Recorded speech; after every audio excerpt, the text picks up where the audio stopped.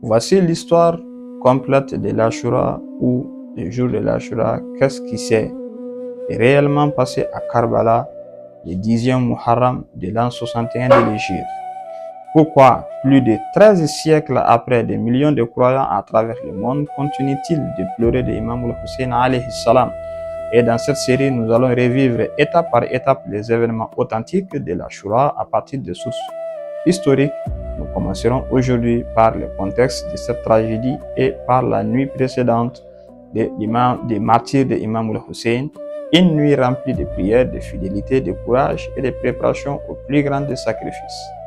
Bonne écoute et n'hésitez pas à partager cette vidéo afin que les messages de Karbala continuent d'éclairer les consciences et l'histoire complète. Les voici. Les récits des martyrs de Imam al-Hussein alayhi salam le jour de Ashura, les martyrs, les petits-fils du messager d'Allah, les maîtres de la jeunesse du paradis, l'imam al-Hussein ibn Ali ibn Abi Talib alayhi salam, constitue l'un des événements les plus tragédiques de l'histoire de l'islam. La tragédie de l'Ashura est une immense épopée qui s'est déroulée sur la terre de Karbala le 10e jour du mois de Muharram de l'an 61 de l'Hégire.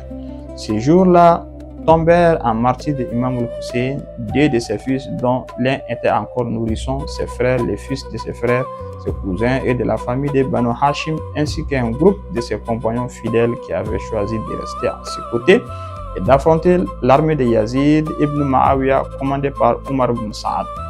À l'issue de la bataille, les femmes et les orphelins furent amenés en captivité à Koufa puis Damas. Parmi se trouvaient Imam Zain al-Abidin et Zainab alayhi salam de Imam Ali. Parmi eux se trouvaient l'imam Ali ibn Zain al-Abidin alayhi salam et Dame Sayyidah Zainab salamullahi alayha, fille de Imam Ali alayhi salam. Devant leur caravane étaient brandies au bout des lances les têtes des martyrs. La tragédie de l'Ashura est l'un des événements les plus douloureux et les plus marquants de l'histoire. Les violations des droits les plus sacrés et les profanations qui furent commises ont profondément marqué les consciences. Depuis des siècles, peintres, poètes, écrivains, historiens et auteurs des récits de Karbala ont immortalisé cette tragédie à travers des œuvres littéraires, artistiques, théâtrales et cinématographiques.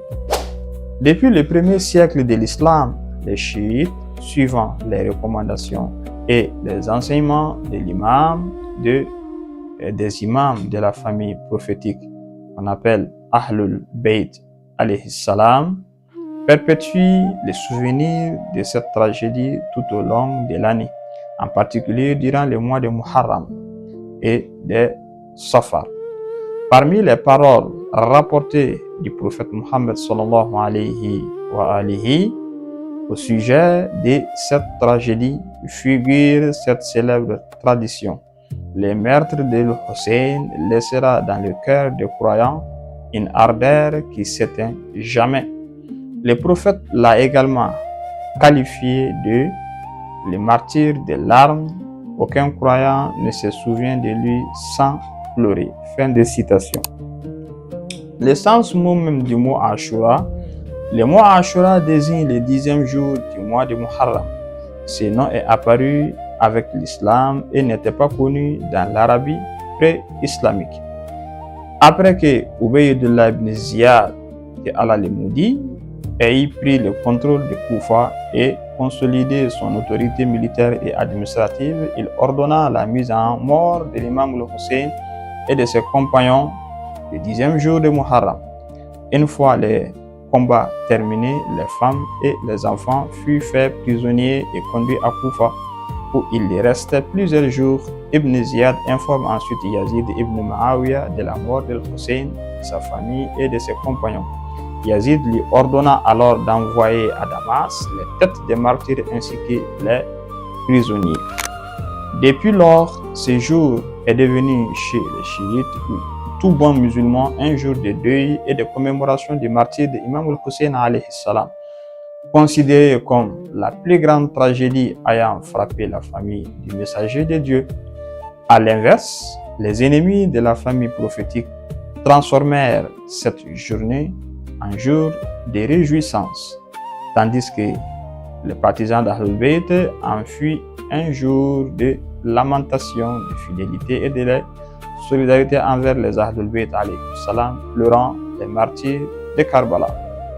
Les partisans d'Ahlul Bayt alayhi salam accordent également une importance particulière à tous les événements ayant précédé, accompagné et suivi cette journée. La mutilation des corps des martyrs, l'incendie des tentes, la captivité des femmes et des enfants, ainsi que toutes les souffrances qu'ils ont endurées. Les événements de la nuit du 10e de Muharram est très émouvant. Avant le début des affrontements du jour de l'Ashura, le camp de Imam al-Hussein se prépara à la bataille. Les sources historiques rapportent que les compagnons de Imam al-Hussein alayhi salam passèrent toute la nuit dans l'adoration de Dieu.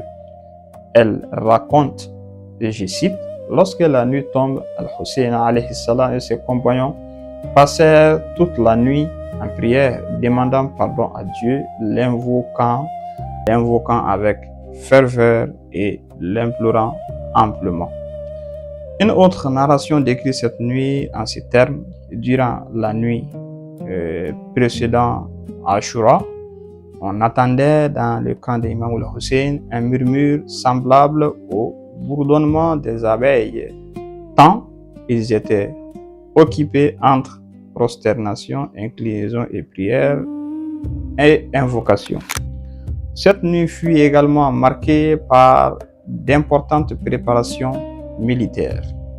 L'imam alayhi salam inspecta les collines environnantes afin d'évaluer la position de l'ennemi. Il ordonna que les tentes soient rapprochées des uns des autres et solidement attachées afin de mieux protéger les femmes et les enfants. Il fut également creusé un fossé derrière le camp, dans lequel fut déposé du bois et des rousseaux destinés à être enflammés si l'ennemi tentait d'attaquer par l'arrière. Les compagnons renouvelèrent à cette occasion les serments de fidélité et affirment qu'ils restaient aux côtés de Imam al-Hussein jusqu'au sacrifice ultime et suprême. Au cours de cette nuit, eut également lieu un entretien entre l'imam al-Hussein alayhi salam et sa sœur, Sayyidah Zainab salamullahi alayha.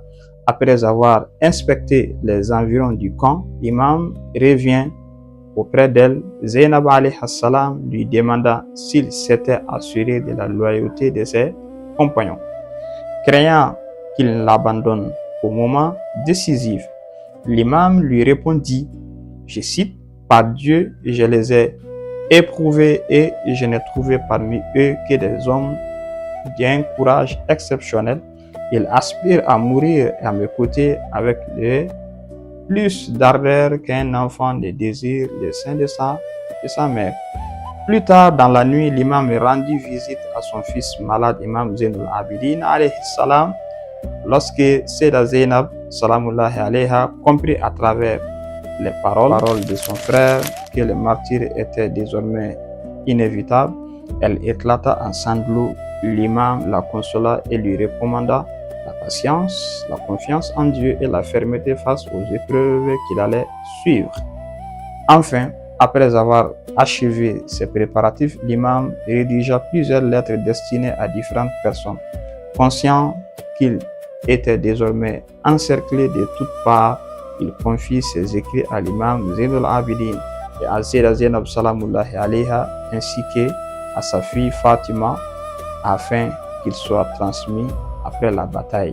C'était cette première partie et Inch'Allah à suivre dans la deuxième partie.